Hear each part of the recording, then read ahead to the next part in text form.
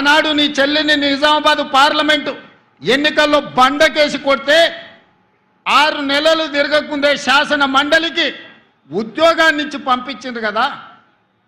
నీ బంధువు వినోద్ కుమార్ని పార్లమెంటులో గోతి తీసి పాతి పెడితే కరీంనగర్ ప్రజలు ప్లానింగ్ కమిషన్ వైస్ చైర్మన్గా 3 నెలల్లోనే ఉద్యోగం ఇచ్చిండ్రు కదా. మీ బంధువులైన హరీష్ రావు గారికో కేటీఆర్కో లేకపోతే దయాకర్ రావుకో ఇలా చెప్పుకుంటూ వెళ్తే 100 మంది నీ బంధువులకు ఒక్కరోజు ఖాళీ ఉండకుండా ఉద్యోగాలు మంత్రి పదవులు ఇచ్చినావు కదా. నువ్వు పదవులు అనుభవించినావు కదా. 1 గంట కూడా ఆలస్యం చేయకుండా నీ కోసం, నీ కుటుంబం కోసం, నీ బంధువుల కోసం పడ్డ తాపత్రయంలో తెలంగాణ ఉద్యమమే ఉద్యోగాల జాతర. ఆ ఉద్యోగాల గురించి ఒక్కరోజైనా ఆలోచన చేసినవా? టీచర్ల నియామకాలు చేపట్టినవా? పోలీసు నియామకాలు చేపట్టినవా? డాక్టర్లు నర్సుల నియామకాలు చేపట్టినవా? లేకపోతే ఇంజనీర్ల నియామకాలు చేపట్టినవా? గ్రూప్ 4, గ్రూప్ 3, గ్రూప్ 2, గ్రూప్ 1 పరీక్షలు ఏవైనా నిర్వహించి నువ్వు ఉద్యోగ నియామకాలు చేపట్టినవా? మేము నోటిఫికేషన్లు ఇచ్చినాం, రేవంత్ రెడ్డి నియామకాలు చేపట్టినన్ని నిస్సిగ్గుగా నడి బజార్లో నిలబడి మాట్లాడుతున్నావు కదా. ఈరోజు ఒక్క మాట నేను అడగదలుచుకున్నా. నోటిఫికేషన్లు ఇచ్చి ప్రశ్న పత్రాలను జిరాక్స్ సెంటర్లో పల్లి బఠానీలుగా అమ్ముకుని వందలాది కోట్ల రూపాయలు సంపాదించుకున్నావు తప్ప ఆ పరీక్షలను పూర్తి చేసి పిల్లలకు ఉద్యోగ నియామక పత్రాలు ఇవ్వాలన్న ఆలోచన ఏనాడైనా నీ కుటుంబానికి వచ్చిందా? నీకో, నీ చెల్లికో, నీ చుట్టానికో ప్రజలు బండకేసి కొడితే ఎంబడే మళ్ళీ ఉద్యోగ నియామక పత్రాలు అందజేసి మీ కుటుంబం కళ్ళల్లో ఆనందం చూసినారు, మీ ఇంట్లో పండుగలు జరుపుకున్నారు. కానీ తల్లిదండ్రులు ఉపాధి హామీ కూలీ పనిచేసి రూపాయి కూడబెట్టి ఉస్మానియా కాకతీయ యూనివర్సిటీలలో పీజీలు పిహెచ్డీలు చదివించి పోటీ పరీక్షలకు అశోక్ నగర్, దిల్సుఖ్ నగర్ చౌరస్తాలో, అమీర్పేట చౌరస్తాలో 10 ఏళ్ళు కోచింగ్ సెంటర్ల చుట్టూ తిరిగితే పరీక్షలు నిర్వహించి వాళ్లకు ఉద్యోగాలు ఇవ్వాలన్న ఆలోచన ఏనాడైనా మీకు వచ్చిందా? వాళ్ళ పట్ల ఎప్పుడైనా మానవీయ కోణంలో మీరు ఆలోచన చేశారుగా? మీరు ఎప్పుడైనా వాళ్ళ పట్ల మనుషులుగా ప్రవర్తించిందా అని నేను ఈరోజు అడుగుతున్నా.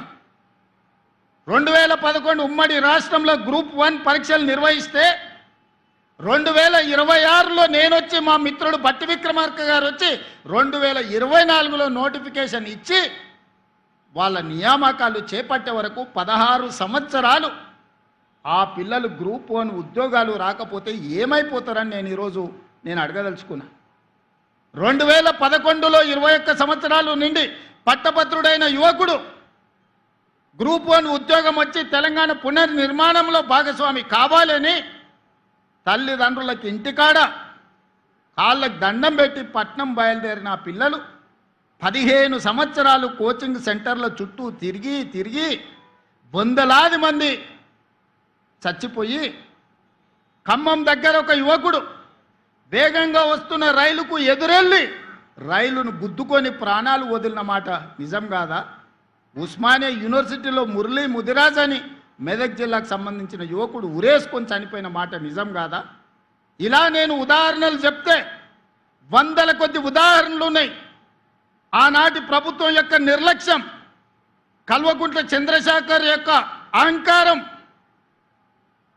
ఆయన కుటుంబ సభ్యుల కోసం స్వార్థంతో అందించిన పరిపాలన ఈ తెలంగాణ సమాజాన్ని శవాలమయంగా మార్చింది, దుఃఖ సముద్రంలో నింపింది, దుఃఖ సముద్రంలో మునిగిపోయింది తెలంగాణ రాష్ట్రం 10 సంవత్సరాలు. అలాంటి తెలంగాణను వచ్చిన మొదటి సంవత్సరంలో 67,674 ప్రభుత్వ ఉద్యోగాలు, దాదాపుగా 70,000 ఉద్యోగాలు ఎల్బీ స్టేడియం సాక్షిగా, శిల్పారామం సాక్షిగా, నక్లెస్ రోడ్డు మీద ఉన్న అంబేద్కర్ సాక్షిగా నియామక పత్రాలు, ఉద్యోగాలు వచ్చిన పిల్లల్నే కాదు వాళ్ళ కన్న తల్లిదండ్రులను అక్కడికి పిలిపించి వాళ్ళ కళ్ళ ముందు నీ కొడుకు ప్రయోజకుడైండు, నీ కొడుకు ఒక డిఎస్పీ అయిండు, నీ కొడుకు ఒక ఆర్టీఓ అయిండు, నీ కొడుకు ఒక కమర్షియల్ ట్యాక్స్ కమిషనర్ అయిండు, నీ కొడుకు ఒక ఎంపీడీఓ అయిండు, నీ కొడుకు ఒక ఎస్ఐ అయిండు, నీ కొడుకు ప్రయోజకుడైండని ఆ తల్లిదండ్రుల కళ్ళ ముందు నియామక పత్రాలు అందజేసినప్పుడు ఆ పేదోళ్ళ కళ్ళల్లా, ఆ దళితుల బిడ్డల కళ్ళల్లా ఈరోజు మా లక్ష్మణ్ అంటుండు, అన్నా 52 మంది మా దళిత బిడ్డలు గ్రూప్ 1 ఉద్యోగాలు వచ్చినాయి, నువ్వు నియామక పత్రాలు చేపడితే నేను నీ మంత్రివర్గంలో ఉండడం నా జన్మ ధన్యమైంది, మా పిల్లలకు న్యాయం జరిగిందని మిత్రుడు ఈరోజు చెబుతున్నప్పుడు ఒక ముఖ్యమంత్రిగా నాకు ఇంతకంటే సంతోషం ఏముంటుందని నేను అడుగుతున్నా. నేను ఇవాళ ఇక్కడి నుంచి వేదిక మీద నుంచి చిల్లర మాటలు మాట్లాడి చిచోరగా తిరిగే నాయకులమని చెప్పుకునే వాళ్ళని సూటిగా అడుగుతున్నా. 10 సంవత్సరాలు నువ్వు నోటిఫికేషన్లు ఇస్తే నియామక పత్రాలు చేపట్టలేదు కదా, సంవత్సరం తిరిగే లోపల 70,000 ఉద్యోగాలు మేమెట్లా చేపట్టినాము? 15 సంవత్సరాలు గ్రూప్ 1 నియామక పత్రాలు నువ్వు అందించకపోతే పరీక్షలు పెట్టి ప్రశ్నాపత్రాలు బజార్లో నువ్వు కోట్ల రూపాయలకు అమ్ముకొని నువ్వు వేల కోట్ల రూపాయలకు పడగకెత్తితే మీ తండ్రి గారు ఎర్రవల్లిలో 1000 ఎకరాల ఫామ్ హౌస్ కట్టుకుంటాడు, నువ్వు జన్వాడలో 100 ఎకరాల ఫామ్ హౌస్ కట్టుకుంటావు, నీ బావ హరీష్ రావు మోయినాబాద్లో 50 ఎకరాల ఫామ్ హౌస్ కట్టుకుంటాడు, నీ చెల్లెలు కవితమ్మ శంకర్పల్లిలో 25 ఎకరాల ఫామ్ హౌస్ కట్టుకుంటారు. తెలంగాణ రాష్ట్రం మాత్రం 8,11,000 కోట్ల రూపాయల అప్పులో మునిగిపోతుంది. మీకు టీవీలు వచ్చినాయి, మీకు పేపర్లు వచ్చినాయి, 1000 కోట్ల వ్యాపారాలు వచ్చినాయి. ఇంత ఆగర్భ శ్రీమంతులు నిజాం కంటే ధనవంతులుగా మీరెట్లా మారుతారు? 10 సంవత్సరాలల్లా 70,000 కోట్ల రూపాయల అప్పున్న రాష్ట్రం 8,11,000 కోట్ల రూపాయలకు తెలంగాణ ఎట్లా దిగజారిపోయిందో ప్రజలకు జవాబు చెప్పాల్సిన బాధ్యత లేదా అని ఈరోజు మేకతోలు కప్పుకున్న తొడేళ్ళని నేను అడగదలుచుకున్నా. అప్పుడే ప్రజలు మర్చిపోయినరు అనుకుంటున్నావా? మీ కుటుంబాన్ని అప్పుడే ప్రజలు క్షమించిండ్రని అనుకుంటున్నావా? మీ కుటుంబం వల్ల ఈ తెలంగాణ సమాజానికి దాపురించిన ప్రమాదాన్ని ప్రజలు గుర్తించలేదనుకుంటున్నావా? నన్ను తిట్టినంత మాత్రానో, నీ కడుపులో ఉన్న విషాన్ని వెదజల్లినంత మాత్రానో తెలంగాణ ప్రజలు నిన్ను క్షమిస్తారనుకుంటే ఈనాటికి, ఆనాడు కాదు, తెలంగాణ కవి చెప్పిండు, నిజాముల పైజామాలు ఊడగొడతాం, దిగంతాలకు తరిమి కొడతామని. ఇవాళ నేను చెప్తున్నా, ఆనాడు ఆ కవి స్ఫూర్తిగా నిజాముల పైజామాలు ఊడగొట్టి దిగంతాలకు ఆనాడు తరిమిను. సాయుధ రైతాంగ పోరాటం బండెనక బండి కట్టి ఏ బండ్లో పోతో కొడుకో చుట్టుముట్టు సూర్యాపేట నట్ట నడమ నల్లగొండ కడతాం నీ గోరి అని బండి యాదగిరి స్ఫూర్తి ఈరోజు కూడా మా దగ్గర ఉన్నది. ఇవాళ నేను చెప్తున్నా, గజ్వెల్లనే నిన్ను సమాధి చేసే బాధ్యత మాది, మా యువకులది. తెలంగాణ సమాజం మీకు అన్ని అవకాశాలు ఇచ్చింది, ఆస్తులు ఇచ్చింది, అంతస్తులు ఇచ్చింది, ఆగర్భ శ్రీమంతులను చేసింది. ఏమి తక్కువ చేసింది తెలంగాణ? ఏమి తక్కువ ఇచ్చింది మీకు ఈ తెలంగాణ? మరి తిరిగి తెలంగాణ 4 కోట్ల ప్రజలకు మీరు మీ కుటుంబంలో నలుగురు ఏమిచ్చిందని ఈరోజు తెలంగాణ సమాజం మిమ్మల్ని అడుగుతుంది. ఏం అన్యాయం చేసింది మీకు? చెప్పులు లేకుంటే తిరిగేటోళ్లకు, గంజి గతి లేని వాళ్ళకి ఇలా బెంచ్ కార్లకు వచ్చినాయి కదా. అమెరికాలో బాత్రూమ్లు కడుక్కునేటోడు ఈరోజు తెలంగాణ రాష్ట్రానికి మంత్రి అయింది కదా. దుబాయ్ పాస్పోర్ట్ బోకరు తెలంగాణ రాష్ట్రానికి ముఖ్యమంత్రి అయింది కదా. ఏం తక్కువ చేసిందని నేను అడుగుతున్నా తెలంగాణ మీకు.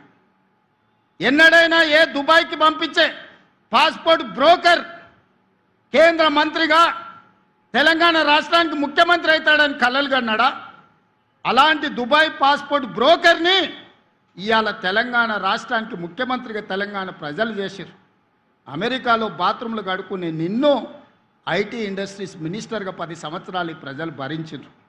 రబ్బర్ చెప్పులు లేని కోమటిరెడ్డి వాళ్ళ ఇంటి ముందల 1000 రూపాయల కోసం గంటల కొద్దీ నిలబడ్డ నిన్ను, నీ కుటుంబాన్ని ఈరోజు మంత్రిగా చేసిండ్రు. బతుకమ్మ చీరలు, బోనాలు, బతుకమ్మలు వస్తే వసూళ్లు చేసే మీ చెల్లెల్ని కూడా ఎమ్మెల్సీ, ఎంపీగా తెలంగాణ సమాజం చేసింది కదా. చివరికి సాడరాలో సోడా పోసే ఆయన సడ్డకుని కొడుకుని కూడా రాజ్యసభ సభ్యులను చేసింది కదా. ఇది తెలంగాణ ప్రజలు చేసిన త్యాగం కాదా? ప్రాణాలు ఇవ్వడమే కాదు, ఆత్మ బలిదానాలు చేసుకోవడమే కాదు, మీకు ఇంత ఐశ్వర్యాన్ని అంతస్తులను అందించిన తెలంగాణకు మీరు చేసిన ద్రోహం ఏందో తెలంగాణ సమాజం మర్చిపోయిందని మీరు అనుకుంటున్నారా? ఇవాళ అందుకే నేనున్నంత వరకు, ప్రజలతో మమేకమైనంత కాలం నిన్ను, నీ కుటుంబాన్ని తులసి వనం లాంటి తెలంగాణ సమాజంలో గంజాయి మొక్కను మొలకెత్తనిచ్చే సమస్యనే లేదు. అందుకే మా స్ఫూర్తి అందశ్రీ, మా స్ఫూర్తి గద్దరన్న, మా స్ఫూర్తి సోనియా గాంధీ. మరి నీ స్ఫూర్తి ఎవరని అడుగుతున్నా? నిజామా? కాసిం రిజ్వీనా? ఈడీ అమీనా? ఎవడు నీ స్ఫూర్తి? ఏ జాతి నీది? నీ జాతేంది? నీ నీతేంది? నీకు మాకు పోలికేంది? నీకు మాతో పోటేంది? మేము అదమర్చినప్పుడు, మేము కనుమూర్చినప్పుడు 4 కోట్ల తెలంగాణ సభానేజ్ని కబలించి దోపిడీకి పాల్పడుతుంది కదా. ఆ దోపిడీని మేము అంత ఈజీగా మర్చిపోతామా? అయినా ఒక్క మాట చెప్పదలుచుకున్నా. సరిగ్గా 2 తరాల ముందు నిజాం నవాబు కాసిం రిజ్వీ ప్రపంచంలో ఆగర్భ శ్రీమంతులు, ప్రపంచంలోనే అత్యంత ధనికుల లెక్కగట్టినప్పుడు మొదటి 2 స్థానాలలో ఆనాడు నిజాం ప్రభు ఉండే. సరిగ్గా 2 తరాల తర్వాత ఒక పారిశ్రామికవేత్త బాగా రాణించి 1000 కోట్ల రూపాయలు సంపాదించినాక ఆయనకు కోరిక కలిగింది. అరే, ప్రపంచంలోనే శ్రీమంతుడైన నిజాం కుటుంబాన్ని కలుద్దాం, ఎవరున్నారు ఆ కుటుంబం అని ఎతికి